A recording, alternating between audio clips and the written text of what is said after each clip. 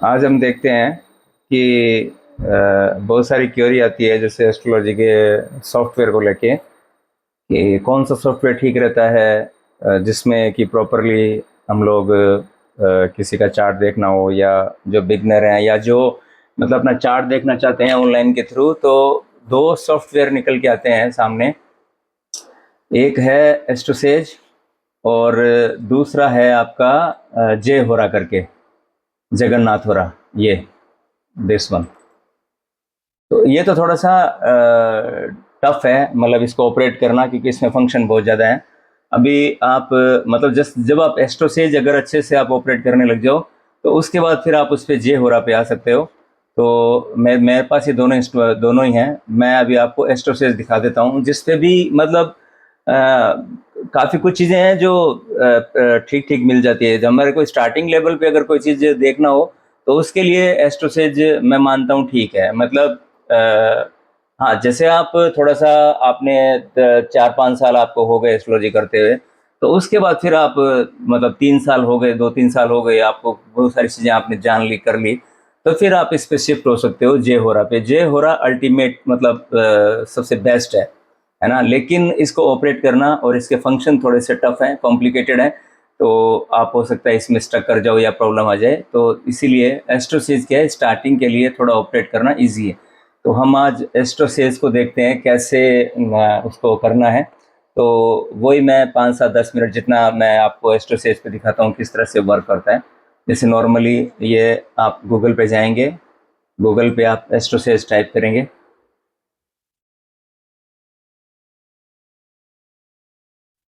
पहला पेज एस्ट्रोसेज का निकल जाएगा। एस्ट्रोसेज को आपको क्लिक करना है। फिर यहाँ पे देखिए, चूंकि मैंने इसका बना रखा है मेरा ऑलरेडी, तो ये सीधा मेरे को तो सीधा गो टू क्लाउड पे जाना है। अगर आप जैसे मैं इसको लॉग आउट कर देता हूँ 1 मिनट के लिए, मैं आपको स्टार्टिंग से दिखा देता हूँ किस तरह से करना है। ये एस्ट्रोसेज हमने खोला था, एस्ट्रोसेज पे जाना है, इस पे क्लिक करना है। अब यहाँ पे साइन इन है, तो ये साइन इन करना है आपको। यहाँ पे ये देख रहे हैं साइन इन, यहाँ पे साइन इन करना है। फिर ये यहाँ से कुछ आपको डिटेल मांगेगा, ये लॉगिन के लिए आप अपना मोबाइल नंबर या मोबाइल नंबर से आप इसको कर सकते हो। चूँकि मेरा ये ईमेल से लॉगिन है, तो मैं ईमेल से कर लेता हूँ। मेरा एस्ट्रोसेज आईडी, आप एस्ट्रोसेज ये आईडी से मैं कर लेता हूँ। गूगल पे मेरा है, तो मैं इसको गूगल से करके मैं मेरे ईमेल आईडी के थ्रू, मेरा पर्सनल ईमेल आईडी है, तो ये मैं मेरे ईमेल आईडी के थ्रू मैं इसको खोल लेता हूँ। कंटिन्यू करूँगा तो ये तो मेरा मेल आईडी से हो गया। आपको क्या करना है, आपको मोबाइल नंबर पे ओटीपी आएगा, उससे आप लॉगिन हो जाओगे। सिंपल सा है ना? अब यहाँ पे जैसे ये इसका एक ये पूरा बन के आ गया, ये कुछ नहीं है, इनको आप हटा दिया, ये सब बन के आ गया, है ना? जो फ्रंट जो है पेज आपका, जो एस्ट्रोसेज का इस तरह का दिखा है, एआई लिखा आजकल आएगा, एस्ट्रोसेज एआई। अब यहाँ पे क्या करना है आपको, सबसे पहले आपको जाना है न्यू चार्ट। दूसरा जो फंक्शन है उस पे जाना है, न्यू चार्ट पे। न्यू चार्ट पे क्लिक करना है। आप ये देख सकते हैं दूसरा वाला फंक्शन है जो न्यू चार्ट का ऑप्शन है। न्यू चार्ट पे जाएंगे। अब ये न्यू चार्ट पे यहाँ आपको ये इस तरह की ये कुछ एंट्री और बर्थ डिटेल, मतलब जो हम चार्ट जिसका हमें ज़रूरत है उसका चार्ट हम देख लेते हैं। लाइक जैसे मैं कोई भी नाम लिख देता हूँ, ये मैंने यहाँ पे सपोज लिख दिया कोई भी डेट ऑफ बर्थ, ये मैंने कोई नाम लिख दिया, है ना? ये जेंडर पूछेगा, मेल है या फीमेल है, तो मेल है तो आप सिलेक्ट कर लीजिए, मेल है तो मेल कर लीजिए। यहाँ पे डेट डालना है, और ये मंथ है, और ये ईयर है, और ये आवर। सब यहाँ पे ध्यान देना है। यहाँ पे जो आवर आप डालोगे, जो बर्थ टाइम आप डालोगे, वो आपको डालना है जो रेलवे का जो टाइम होता है उस हिसाब से ना। जैसे किसी का इवनिंग है, तो जैसे मान लो दोपहर का है तो आप 14 कीजिए, और अगर 3 बजे का है तो 15 कीजिए। 12 बजे से पहले का है ना, रात को 12 बजे से लेके और अगले दिन 12 बजे तक का जो टाइम है वो एएम, और उसके बाद आपको 13, 14, 15 ऐसे करना है। इवनिंग का मतलब कि दोपहर के 12 से लेके रात के 12 बजे तक आपको 13, 14, 15, 16 ऐसे करना है ना? तो जैसे मान लो इवनिंग का टाइम देखते हैं, कोई 1725 रेंडमली है ना, और यहाँ पे प्लेस डालना है। एक बार फिर से ये अपने आप प्लेस जैसे आप डालोगे तो ऑप्शन आ जाएंगे अपने आप, है ना। कोई सा भी, जैसे मानो मैंने दिल्ली डाला, अब मैं कोई सा भी डाल सकता हूँ, बीकानेर डाल दिया, तो ये देखिए अपने आप यहाँ पे बीकानेर ऑप्शन आ जाएगा। बीकानेर राजस्थान वाला है तो राजस्थान वाला कर दिया। यहाँ पे कोई भी प्लेस आप कोई भी डालोगे, कोई भी स्टेशन डालोगे आप, तो वो आ जाएगा। ये आ गया, दैट्स ऑल। अब देखिए मैंने डिटेल भर दी, नेम आ गया, जेंडर मैंने भर दिया, डे भर दिया, मंथ भर दिया, ईयर भर दिया, और आवर जिस जातक का जो जन्म हुआ है वो मैंने भर दिया। ये सब डिटेल यहाँ पे फुलफिल कर दी, और देन ये प्लेस मैंने डाल दिया, और देन ये डन किया मैंने। अब यहाँ पे ऑप्शन आ गया, ये बर्थ चार्ट, इस पे बर्थ चार्ट पे क्लिक किया, ये अपना लगन चार्ट खुल गया, लगन चार्ट ओपन हो गया। ये लगन चार्ट हो गया, और ये एक साथ में D9 नवांशा चार्ट। जब आप लगन चार्ट को अच्छे से आप रीड करने लग जाओगे तो उसके बाद फिर आपको D9 की जरूरत पड़ती है। दोनों इम्पोर्टेंट है, पर स्टार्टिंग में जो होता है वो आपका लगन चार्ट होता है इम्पोर्टेंट। तो अब हम चूंकि स्टार्ट कर रहे हैं तो बेसिक चीज़ें हैं जो मैं आपको कॉन्सेप्ट क्लियर कर देता हूं कि ये इस तरह का जो लगन चार्ट है ये बन के आता है। अब आपको जो यहाँ पे, अब इसको अगर आपको देखना है तो अब यहाँ पे ये लगन चार्ट हो गया, ये D9, इसको D1 बोलते हैं, इसको D9 बोलते हैं।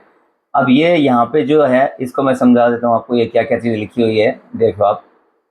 ये तो देखो एसेंडेंट है, यहाँ पे लिखा है प्लेनेट एसेंडेंट है, मतलब ये टॉरस, ये वृषभ राशि की पत्रिका है ना टॉरस। यहाँ पे 2 नंबर का साइन है, तो लगन जो खुला है वो 2 नंबर का खुला है, देन टॉरस है। और जो टॉरस है वो है रोहिणी नक्षत्र में, जो वीनस का नक्षत्र है रोहिणी। और ये नक्षत्र का जो पहला चरण है, मतलब एक नक्षत्र के 4 चरण होते हैं, तो पहले चरण के अंदर रोहिणी नक्षत्र का पहला चरण है, ठीक है। उसके बाद में जो अगला जो दिया है वो दिया है सन, मतलब जो सन है वो आपका स्कॉर्पियो साइन में है, अनुराधा नक्षत्र में है, अनुराधा के दूसरे चरण में है ना।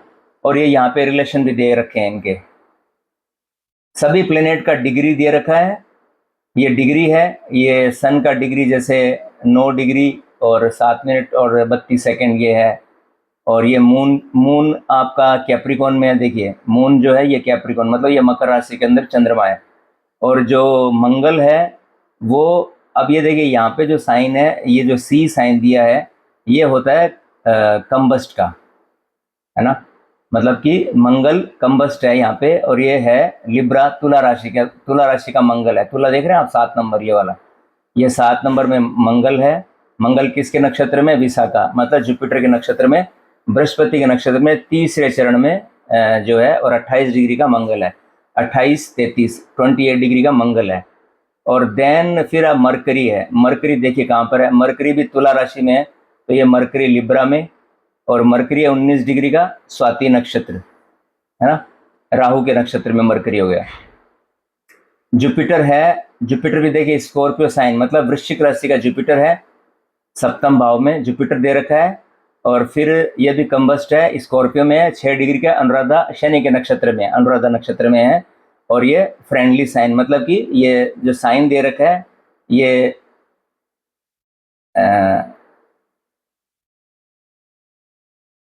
सन को लेके ये साइन बता रखा है रिलेशन। उसके बाद वीनस को देखिए, वीनस यहाँ पे है आपका शनि के नक्षत्र में, अनुराधा नक्षत्र में है, 16 डिग्री ये डिग्री दे हुई है, ये भी कंबस्ट है, स्कॉर्पियो साइन में, ये राशि दी रखी है। मतलब कि वीनस किस राशि में है, और वीनस का क्या, यहाँ पे देखो 3 पोजिशन आते हैं, एक तो रेट्रोग्रेड आर लिखा होता है, चूंकि इसमें तो रेट्रोग्रेड कोई प्लेनेट नहीं है, और यह लिखा होता है कंबस्ट है, कंबस्ट और रेट्रोग्रेड दो, अगर आर लिखा हो तो आप समझ जाइए कि वो रेट्रोग्रेड है, और सी है तो वो कंबस्ट है। अब वीनस है, ये देखिए वीनस किस साइन में है, राशि में कौन सा है, और उसका डिग्री क्या है, और किस नक्षत्र में वो है, और कौन से चरण में है, अनुराधा। अब ये सैटर्न है, सैटर्न आपका लियो में है, सैटर्न हम देख लेते हैं, 5 नंबर राशि जो है सिंह राशि है, उसमें सिंह राशि का शनि है, और जो शनि है वो लियो में है, और ये मघा केतु का नक्षत्र है, और ये शनि का एनिमी है ना। तो ये दे रखा है।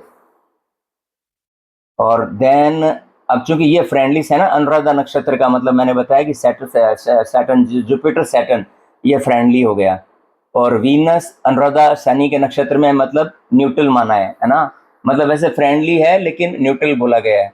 और ये मगा शनि का केतु नक्षत्र में मतलब कि एनिमी साइन, एनिमी हम ये भी दे सकते हैं कि दो प्लेनेट का रिलेशन।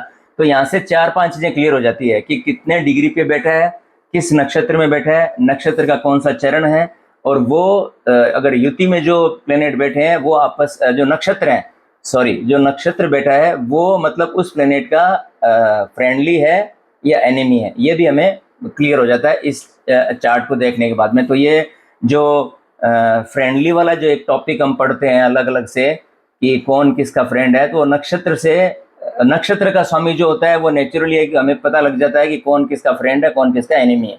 तो वही सेम प्रिंसिपल प्लेनेट का आता है, अगर नक्षत्र का पता लगा, नक्षत्र के लॉर्ड का पता लग गया, तो वही प्लेनेट का भी पता लग जाता है कि ये प्लेनेट इसका फ्रेंड है और ये इसका एनिमी है।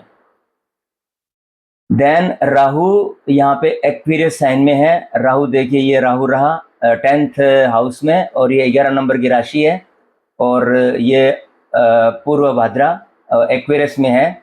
उसके बाद में केतु यहाँ पे लियो साइन में है 5 नंबर की राशि में, उत्तरा फाल्गुनी, और ये हम यूरेनस नेपच्यून और प्लूटो ये हम कंसिडर करते नहीं, हालांकि दे रखे हैं। इसके इम्पोर्टेंस जब आप थोड़े एडवांस लेवल पे पहुंच जाओ तब इसके कुछ इम्पोर्टेंस निकल के आते हैं। सतभिषा सर्वणा और मूला, मूला केतु का है, सतभिषा राहु का है। तो ये जैसे हम जब थोड़ा एडवांस हो जाएंगे तब हम इसको यूरेनस को, नेपच्यून को, प्लूटो को हम पढ़ देंगे, लेकिन अभी हाल फिलहाल में हम 9 प्लेनेट को मानते हैं। अभी यहाँ पे इस लगन चार्ट से आपके 9 प्लेनेट क्लियर हो गए, और ये किस राशि में बैठे हैं और कितने डिग्री पे बैठे हैं, किस नक्षत्र में बैठे हैं, नक्षत्र का कौन सा चरण है।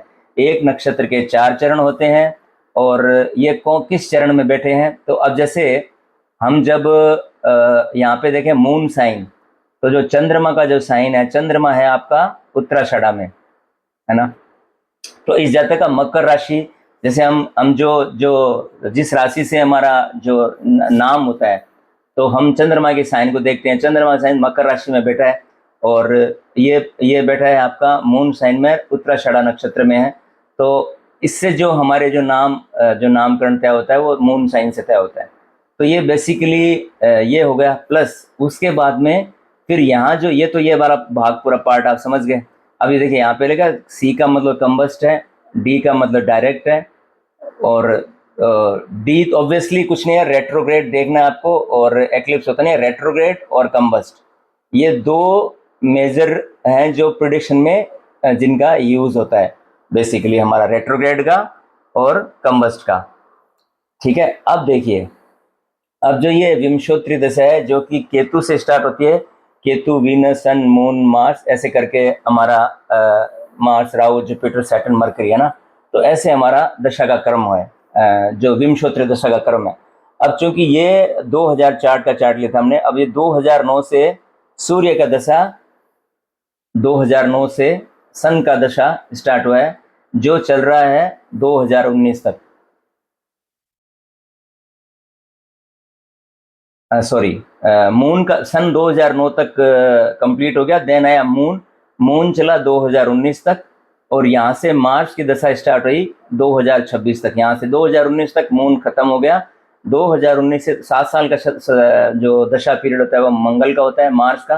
तो ये 7 साल का 2026 तक का ये हो गया। उसके बाद 2026 से 2044, 18 साल ये राहु की दशा, 2044 तक राहु की दशा। उसके बाद जुपिटर की दशा 2060, मतलब 16 साल की दशा जुपिटर की होती है। फिर शनि की दशा, फिर मरकरी, फिर केतु, ये इस सीक्वेंस से चलता है। ये Ketu, Venus, Sun, Moon, Mars, Rahu, Jupiter, Saturn, Mercury इस सीक्वेंस से चलता है। लेकिन चूंकि हमारा जन्म हुआ तो जिस जन्म के नक्षत्र में जो होगा वहां से दशा हमारी डिसाइड होती है। तो चूंकि सन के नक्षत्र में है तो इसलिए इसकी दशा सन से स्टार्ट हुई है। तो फिर वही सीक्वेंस आ जाएगा, Sun, Moon, Mars, Rahu, Jupiter, Saturn, Mercury, Ketu. ठीक है, तो इससे ये देख लिया। अब आपको देखना है, अब चूंकि मार्च चल रहा है, 2026 तक मार्च चल रहा है, ध्यान आप इस पे अगर क्लिक करोगे मार्च पे, मैं फिर से जाता हूँ एक बार वापस से दिखा के। देखिए ये हमने देख लिया था, ये लगन चार्ट देख लिया था, ये नवांशा देख लिया, ये D9 देख लिया। अब ये मैंने सारा समझा दिया था आपको, प्लेनेट, राशि, लॉन्जिट्यूड मतलब डिग्री, कितने डिग्री बैठा है। ये डिग्री हम जब आप BNN भृगुनंदी नाड़ी पढ़ते हो, या जो कंबस्ट का रेट्रोग्रेड का ऑप्शन जब आप समझते हो, तो उस टाइम आपको डिग्री जब यूज आएगी कि सन वीनस के पास में है या कितने डिग्री पे है, तो कितने डिग्री पे कंबस्ट होता है, तो ये सब कॉन्सेप्ट आपको तब समझ जरूरत पड़ेगी इस डिग्री की।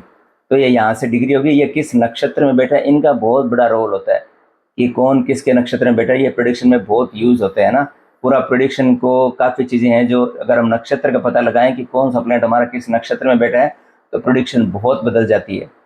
मतलब आप सिंपल सा देखिए कि मार्स है, अब चूंकि विशाखा नक्षत्र में, जुपिटर का नक्षत्र में, तो ये व्यक्ति गुस्सा तो करेगा, लेकिन चूंकि विशाखा नक्षत्र में है, तो व्यक्ति का जो गुस्सा है वो थोड़ा सा मतलब पेशेंसफुली एग्रेसिव, इतना एग्रेसिव नहीं होगा, क्योंकि जुपिटर के नक्षत्र में मंगल बैठा है, मंगल इतना क्रूर नहीं होगा। और यही अगर मान लो मार्स का केतु के नक्षत्र में बैठ जाता, तो ये भयानक इस तरह की जो है प्रॉब्लम क्रिएट यहाँ पे हो सकती है। अब जुपिटर सैटर्न के नक्षत्र में, फ्रेंडली साइन में है, तो जुपिटर का प्रेडिक्शन, वीनस भी सैटर्न के नक्षत्र में है, तो ये मतलब प्रेडिक्शन को काफ़ी चीज़ें ना जो मॉडिफाई कर देती है। ये बात का सब्जेक्ट है, इस पे हम क्लास स्टार्ट करेंगे। तो आज तो मैं स्टार्ट करवा रहा था कि मैं पहले आप थोड़ा थोड़ा गो थ्रू हो जाएं, तो फिर हम धीरे धीरे करके एक एक क्लास में इसको पढ़ते जाएंगे आराम आराम से। अब जैसे अब आप यहाँ पे आइए, जैसे ये था मंगल, तो ये मंगल 2026 तक मंगल है। अब इस मंगल पे आपको क्लिक करना है, मैंने क्लिक किया। अब ये देखिए जो अभी 2025 चल रहा है, 2025 का नवंबर चल रहा है ना, तो ये केतु 2024 ये नवंबर, अब ये वीनस में 2025 तक वीनस था, 9वां महीना चला गया। तो अब जो सूर्य इसमें मंगल में सन जो है वो सन की अंतर्दशा चल रही है। मंगल महादशा नायक है और जो सूर्य है वो है अंतर्दशा। ये कब तक रहेगा? 17 जनवरी 2026 तक। 11/9/2025 को स्टार्ट हुआ और 17 जनवरी 2026 तक। अंतर्दशा महादशा देखो एक बहुत बड़ा पीरियड होता है, जो कि बहुत कुछ चीजें, लेकिन अंतर्दशा क्या है कि कुछ शॉर्ट टाइम तक के लिए कुछ कुछ चीजों को, रिजल्ट को मॉडिफाई कर दिया। तो हमें बेसिकली अंतर्दशा को पकड़ना है। अब जैसे लाइक अब ये 11/9 मतलब सितंबर 2025, अक्टूबर, नवंबर, दिसंबर, जनवरी तक, 17 जनवरी तक मंगल में सूर्य है। तो अब हम यहाँ आएंगे। अभी हमने यहाँ देख लिया कि मंगल में सूर्य की अंतर्दशा चल रही है 2026 तक। उसके बाद में फिर मून आ जाएगा, वो चलेगा 17/8 मतलब अगले साल 17 अगस्त 2026 तक मंगल में चंद्रमा आ जाएगा। अभी चल रहा है मंगल में सूर्य। तो अब हम यहाँ पर आएंगे, तो मंगल से मतलब कि एक तो ये हाउस ऑपरेट हो रहा है, 6th हाउस ऑपरेट हो रहा है, और एक ये हाउस, सूर्य कहाँ पे बैठा है? ये सूर्य, ये 7th हाउस, ये ऑपरेट हो रहा है। तो ये 2 हाउस ऑपरेट हो रहे हैं। एक सूर्य का राशि 5th है, तो ये 4th हाउस। तो इस तरह से हम चीज़ों को, घटनाओं को देखते हैं कि कौन सा हाउस दशा में कौन सा हाउस ऑपरेट हो रहा है। अभी हम इतना ही देखते हैं कि हाउस कौन सा चल रहा है, 6ठा चल रहा है, 7वां चल रहा है, और आपका 4था हाउस। मेजरली ये इफेक्ट होने से राशि भी देखी जाती है। मंगल मान लो 12th का भी लॉर्ड है, और आपका क्या कहते हैं, ये 7th का भी लॉर्ड है। तो ये भी हाउस एक्टिव है मंगल के, है ना। मंगल का ये 12वां, 7वां, और चूंकि मंगल 6ठे में बैठा है, और उसके बाद में ये सूर्य की राशि है, 5th लॉर्ड है सन, जो कि बैठा है 7th में।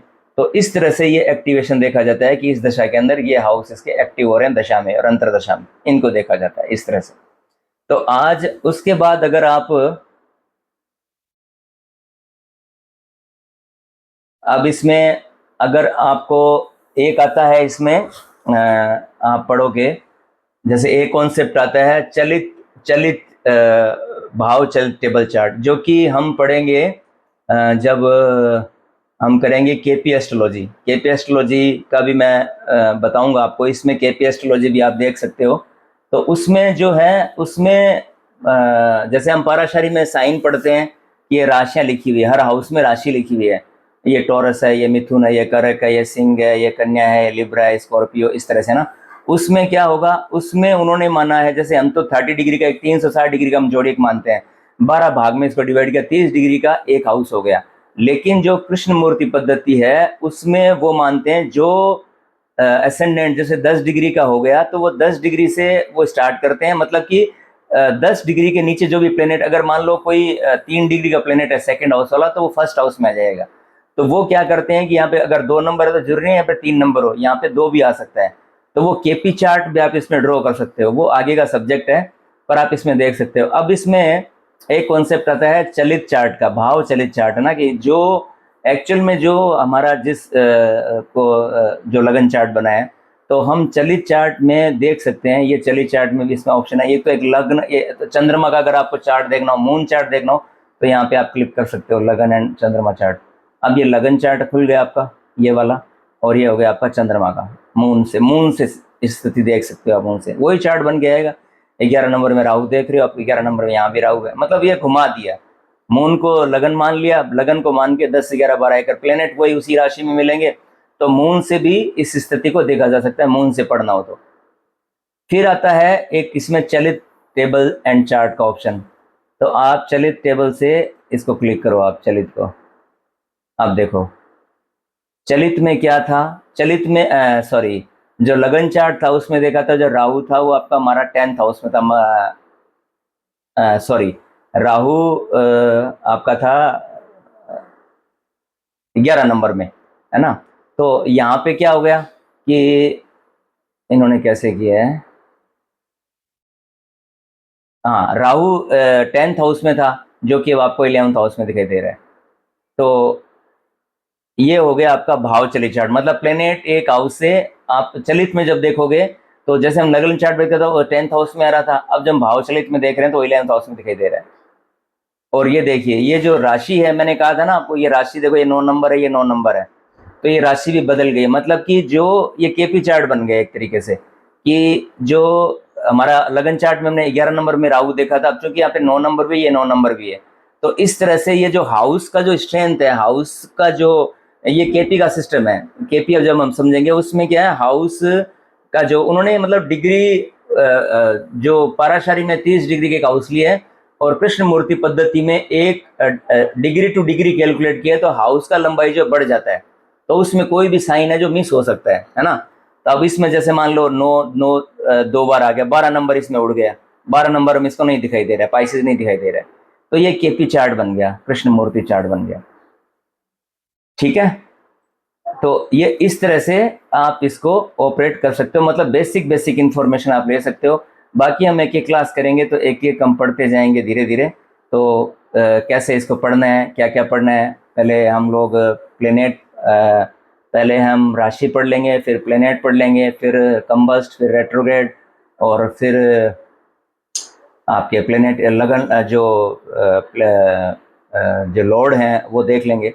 तो इस तरह से ये कोर्स मेरा लगभग रहेगा, और ये सारा कुछ आप यूट्यूब पे मिलेगा, तो आप जितने ज़्यादा जुड़ सकते हो उतने ज़्यादा जुड़िए और शेयर कीजिए। तो इस तरह से मैं लाइव आपको पूरा एग्जैक्ट आपको, मतलब आई थिंक हम लोग सही ढंग से चलेंगे तो हम काफ़ी कुछ कर पाएंगे, ठीक है। Thank you so much, thank you so much.